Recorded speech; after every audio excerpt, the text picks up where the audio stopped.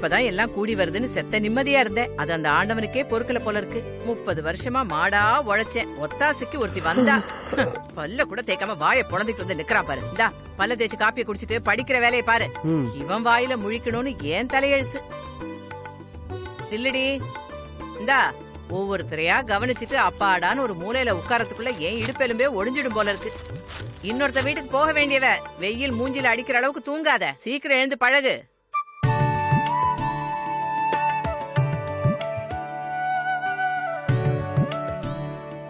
இதுங்களை அழுத்துக்கிட்டு என்ன பிரயோஜனம்? பிள்ளைங்க நல்லா இருக்கணும்னா பெத்தவர் ஒழுங்கா இருக்கணும். புடிங்க, வீட்டு விவரமே தெரியல, இதுல நாட்டு விவரம் வேற. ஏமா ஏன் இப்படி அப்பத்துல இருந்து புலம்பிட்டே இருக்கீங்க? ஏண்டா என் மனசுல உள்ளத சொல்லி புலம்புறது கூட எனக்கு உரிமை இல்லையா? எப்படா இந்த வீட்டுல ஒரு பேரப்புள்ள பிறக்கும்னு நான் எதிர்பார்த்து ஏங்கிக்கிட்டு இருக்கேன். இப்ப திடுதுப்புன்னு டிரான்ஸ்பர் ஆயிடுச்சுன்னு உன் பொண்டாட்டி ஊருக்கு கிளம்புறா. எனக்கு வருத்தமா இருக்காதா? என்ன பண்றது, எனக்கும் தான் கஷ்டமா இருக்கு. ஆனா ஆஃபீஸ் நிர்வாகம்னு வரும்போது நம்மளால ஒண்ணுமே பண்ண முடியலையம்மா.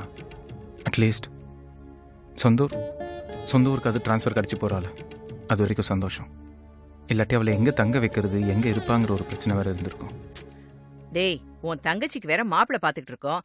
இந்த நேரத்துல ரதி நம்ம வீட்டுல இருந்தா அது எவ்வளவு ஒத்தாசையா இருக்கும். இப்ப போய் டிரான்ஸ்ஃபர் பண்ணுவானுங்க அந்த விளங்காதவனுங்க. ஏமா எங்களோட நிறுத்தி பண்ண பார்த்தா இப்ப அண்ணி ஆபீஸ்ல இருக்கவங்களே திட்ட ஆரம்பிச்சிட்டியா? பின்ன என்னடி, அவனுங்களுக்கு டிரான்ஸ்ஃபர் பண்ணணும்னா எவனாவது ஆம்பளை தடியனுங்களை பண்ண வேண்டியதானே? எதுக்கு இவ்வளவு டிரான்ஸ்ஃபர் பண்றானுங்க? மாமா அதான் சொன்னல, இது ஆஃபீஸ்மா, அவங்க நிர்வாகம். அவங்க வசதி தான் பார்ப்பாங்களே தவிர உனக்கு பேரப்புள்ள பிறந்துச்சா இல்ல உன் பொண்ணுக்கு கல்யாணம் ஆக போதான்லாம் பார்க்க மாட்டாங்க. ஆமா, என் வாயை அடைக்கிற மாதிரி ஏதாவது சொல்லிடுவியே. நீ என்னதான் சொன்னாலும் உன் பொண்டாட்டி அனுப்ப எனக்கு மனசே இல்லடா. அவ இல்லாட்டி இந்த வீடு மாதிரியே இருக்காது.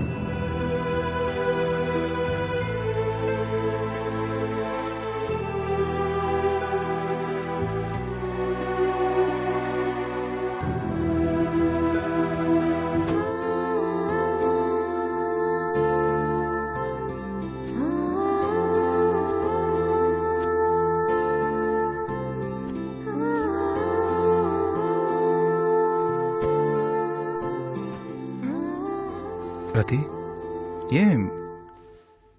ஏன் எல்லாத்தையும் பேக் பண்ணி வச்சிருக்க? போறதுன்னு ஆனதுக்கு அப்புறம் எல்லாத்தையும் எடுத்துட்டு போயிட வேண்டியதானே? ரதி, ராகவா, சாப்பிட வாங்க.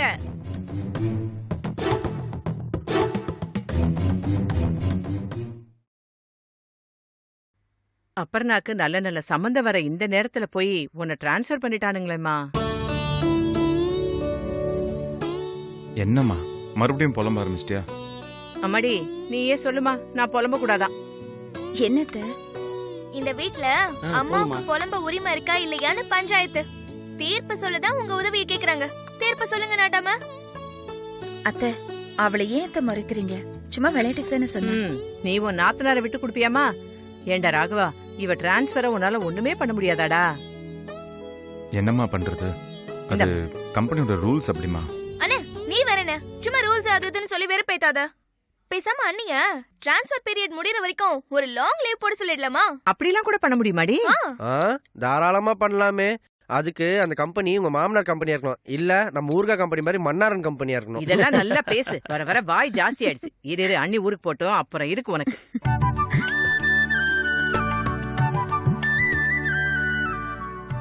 அம்மாடி ரதி, இப்பதாம்மா ஞாபகம் வந்தது. சம்பந்தி நம்ம வீட்டு ஊருகானா ரொம்ப பிரியமா சாப்பிடுவாருமா. நான் போகும்போது 2 பாட்டில் தரேன், நீ மறக்காம எடுத்துட்டு போமா. ஏற்கனவே லக்கேஜ் எல்லாம் ரொம்ப ஜாஸ்தியா இருக்கு மாமா. அதோட இதையும் சேர்த்து எடுத்துட்டு போங்க அண்ணி. இந்த ஊறுகாயை சாப்பிடும் போது உங்களுக்கு எங்க ஞாபகம் எல்லாம் வரும்ல. ஆமாப்பா, அவங்களுக்கு கொடுக்கும்போது நல்ல இஞ்சி ஊறுகாய் கொடுத்து அனுப்புங்க. அப்பதான் அன்னைக்கு நம்ம அப்பறா ஞாபகம் வரும். ஏன்னா அவன் முடிஞ்சான அம்மிலேச்சு நசுக்கு இஞ்சி மாதிரியே இருக்கு.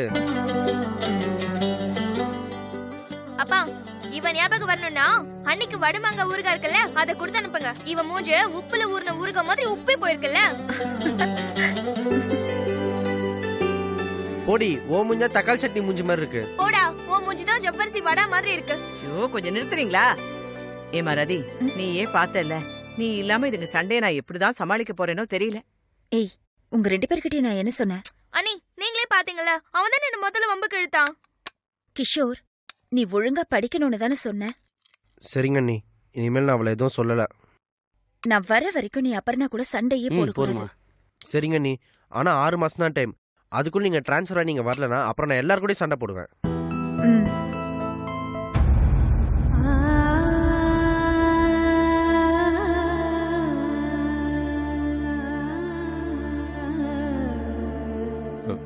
சரி, பேசிக்கிட்டே இருந்தா பஸ்ஸுக்கு டைம் ஆயிடும். சீக்கிரம் சாப்பிடு. டேய் ராகவா, அவசரப்படுத்தாதடா. நீ நிதானமா சாப்பிட்டு கிளம்புமா.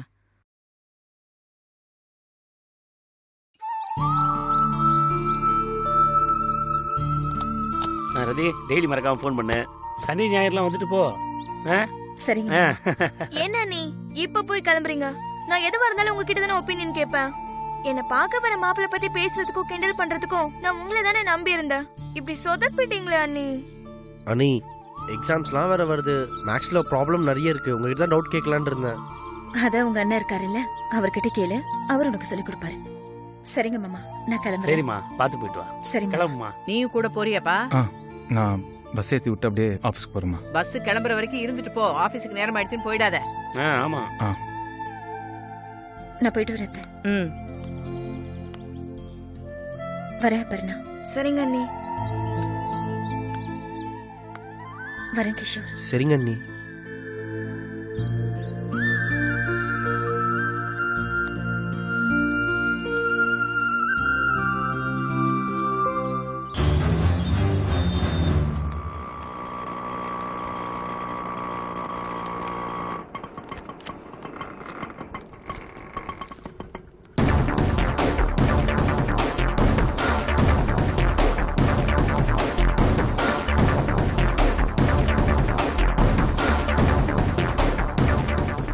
கொஞ்சம் வெயிட் பண்ணுங்க. Okay sir.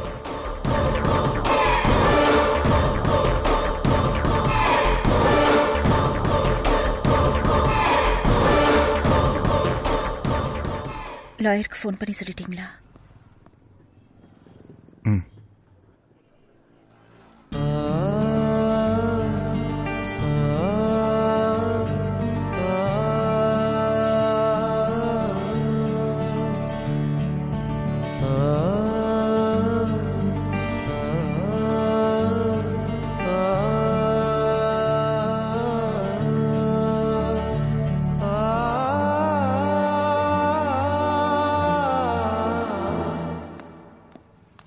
ராகவன் சார், நல்ல வேளை கரெக்ட் டைமுக்கு வந்தீங்க.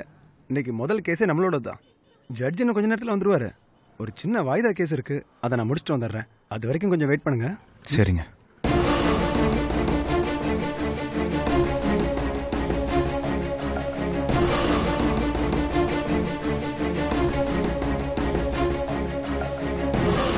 உட்காந்துக்கோ.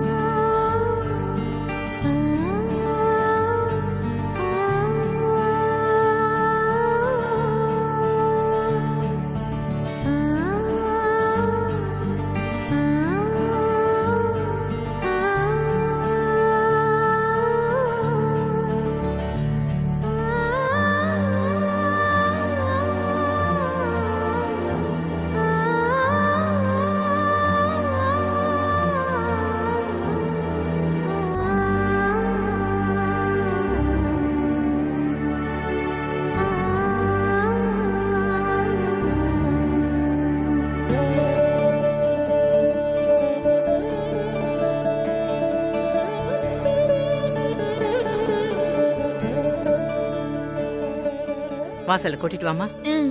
வலது கால எடுத்து வச்சு வாங்க. உள்ள வாமா. பாத்து.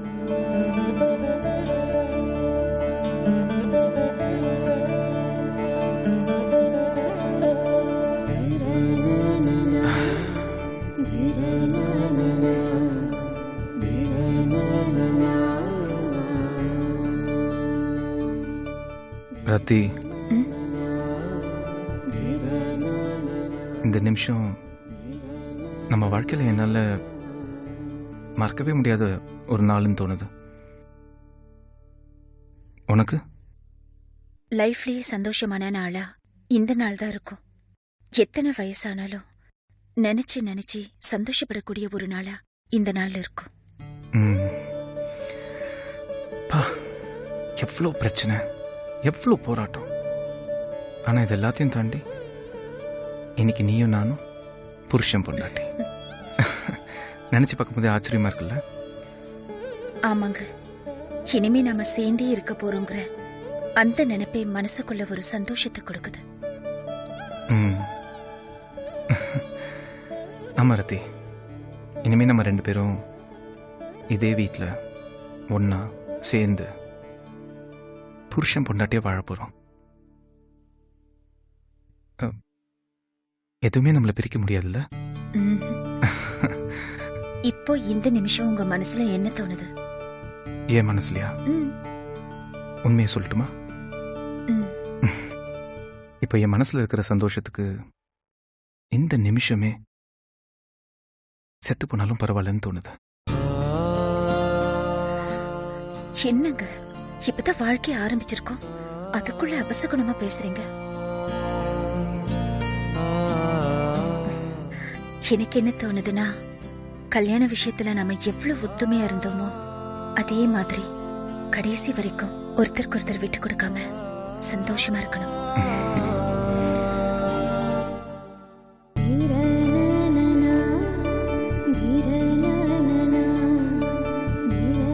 இனி நம்மள யாராலையும் பிரிக்க முடியாது. பிரியறதுன்னு நீங்க 2 பேருமே முடிவு பண்ணிட்டீங்களா?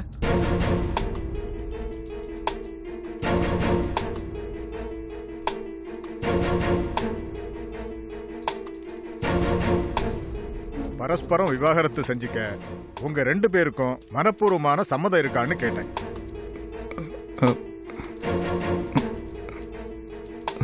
உங்களுக்குமா? எனக்கு சம்மதம். யோசிக்கிறதுக்கு இன்னும் கொஞ்சம் கால அவகாசம் தேவைப்பட்டா எடுத்துக்கலாம். இல்ல சார், நாங்க டிசைட் பண்ணிட்டோம்.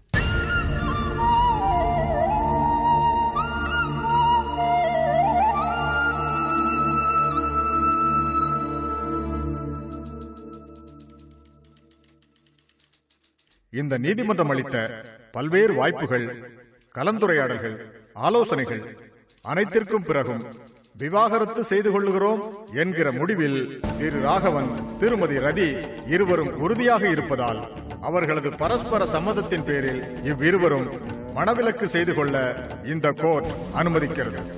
இதன்படி இனிமேல் சட்டபூர்வமான கணவன் மனைவி பிணைப்பு இவர்களுக்கிடையில் இல்லை.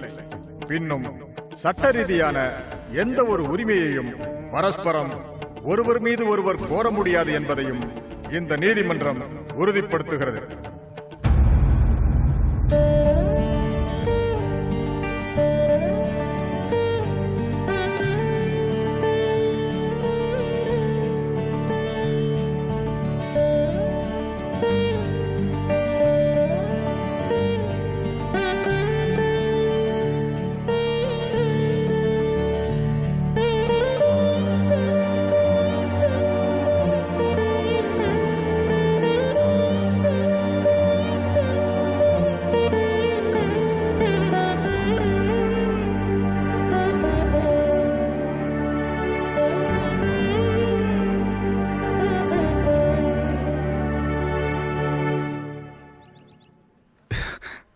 எதுவுமே மாறவே இல்லை ரதி. கொஞ்ச நேரத்துக்கு முன்னாடி எல்லாம் எப்படி இருந்துச்சோ இன்னும் அதே மாதிரி தான் இருக்கு.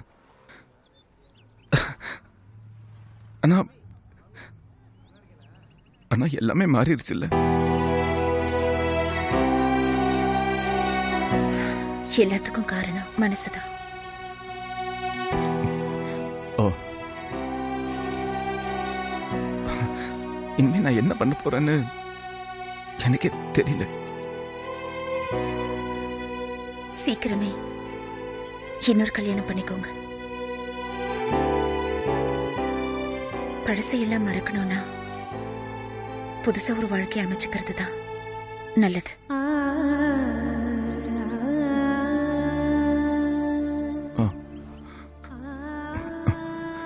அப்போ நீயும் ஒரு நல்ல பையனை பார்த்து உங்க தங்கச்சி அபர்ணாவுக்கு ஒரு நல்ல அலையன்ஸ் வந்திருக்கிறதா அத்தை சொன்னாங்க. அந்த இடம் எப்படி என்னன்னு நல்லா விசாரிச்சு ஒத்து வரும்னா சீக்கிரம் முடிச்சிடுங்க. ம். அத்தை எப்பவுமே பரபரப்பா இருப்பாங்க. டெய்லி காலையில நான் தான் பிபி மாத்திரைய அத்தைக்கு ஞாபகமா கொடுப்பேன். இனிமே அந்த பொறுப்பு உங்களோடது. ம். அடுத்த மாசம் இன்சூரன்ஸ் பிரீமியம் கட்ட வேண்டியிருக்கு. அதை மறந்துடாதீங்க. ம். நாமினின்னு என் பேரு போட்டிருக்கீங்க.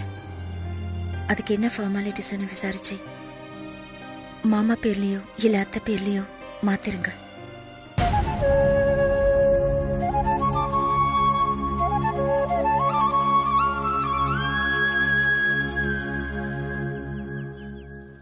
கிஷோருக்கு எக்ஸாம் வருது. காலையில சீக்கிரம் எழுந்து அவனை படிக்க சொல்லுங்க. அப்புறம் அப்புறம் உங்களையும் பார்த்துக்கோங்க. இந்த உலகத்துல எதுவுமே நிரந்தரம் இல்ல. அப்புறம் அப்புறம் அப்புறம் என்ன பத்தியே பேசிட்டு இருக்கிய? நீ என்ன பண்ண போற?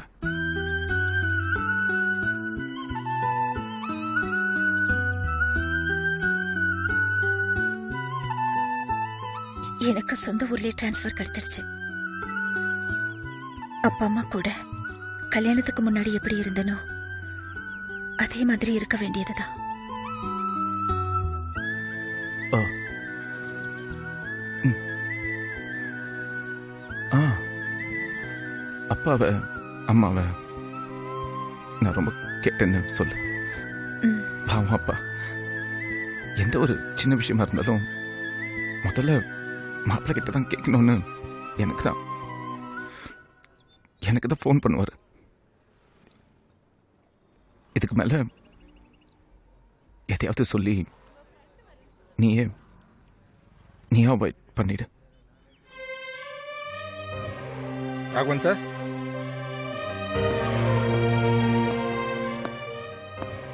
ராகவன் சார், கோர்ட்ல சில ஃபார்மாலிட்டிஸ்லாம் இருக்கு. அது முடிஞ்சதும் ஜட்மெண்ட் காப்பி வந்துடும். உங்க 2 பேருக்குமே நான் தனித்தனியா அனுப்பி வச்சிடுறேன். நீங்க வெயிட் பண்ண வேணாம், கிளம்புங்க. சரி சார். It's okay sir. எனக்கு இன்னொரு ஹியரிங் இருக்கு. நான் அப்புறமா உங்களுக்கு கால் பண்றேன். வரமா?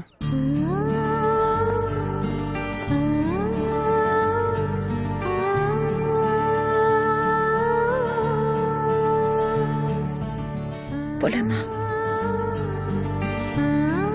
போலாம்.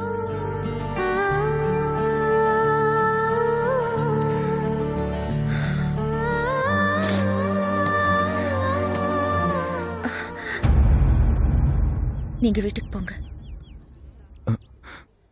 இல்ல, லக்கேஜ் நிறைய இருக்கு. நானும் கூட வரேன். இல்ல, நானே போய்க்கிறேன். தனியா வா.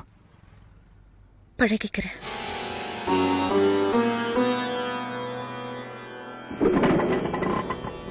நீங்க போங்கண்ணே.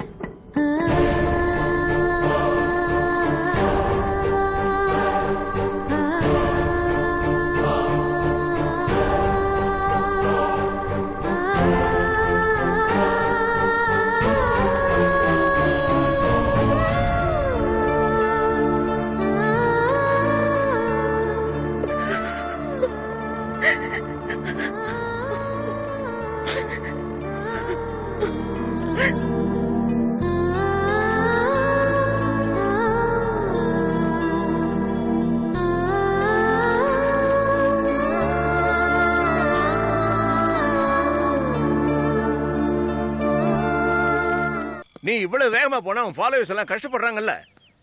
என்ன ஃபாலோ பண்றாங்களா அங்கிள்? என்னமா இப்படி கேக்குற? உன் தயவு நல்லதாமா. காலங்காத்தால 2 பசங்க எந்திரிச்சு ஜாகிங் எல்லாம் வர மெனக்கட்டு